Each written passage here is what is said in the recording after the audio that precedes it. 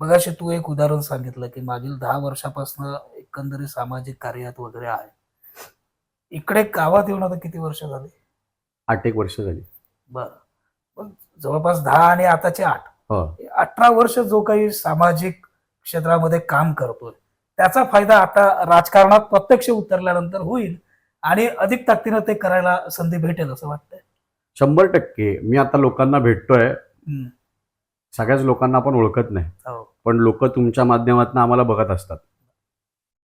मला लोक खूप चांगलं रिपोर्ट करतायत की तालुक्यात सध्या शिवसेनेची बाजू किंवा एखादा विषय उचलून धरल्यावर ती बाजू तडीस नेईपर्यंत तू थांबत नाही.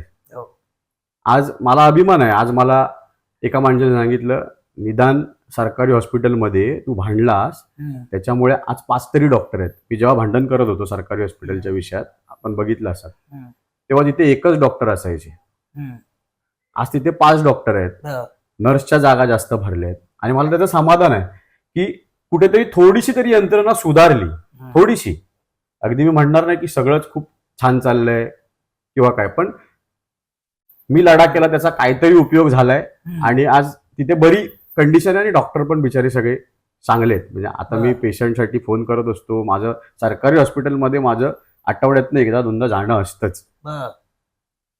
कुठला तरी पेशंट असतो, कोणतरी फोन करतं. आणि असं नाही माझ्याच मतदारसंघातला माणूस मला फोन करतोय हे नाही, जिल्हा परिषद मतदारसंघातला मला देवगड तालुक्यातल्या कुठल्याही कानाकोपऱ्यातनं फोन येतो की गावकर साहेब असं असं झालंय, तुम्ही जरा लक्ष घातलात तर बरं होईल. आणि मला त्याचं समाधान आहे. जर माझ्यामुळे एखाद्या रुग्णाला किंवा त्याला काहीतरी सॅटिस्फॅक्शन मिळत असेल की मी गेल्याने तो बरा होईल की नाही माझ्या हातात नाही, पण मी गेल्यानंतर त्याचं थोडं तरी काम, तो थोडं स्पीडनी काहीतरी झालं तर त्याला समाधान तेवढंच असतं. आपल्या लोकांना जास्त काय नको आहे. त्यांच्या मुबलक गरजा गोष्टी जर पूर्ण झाल्या तर समाधानी आमचा माणूस.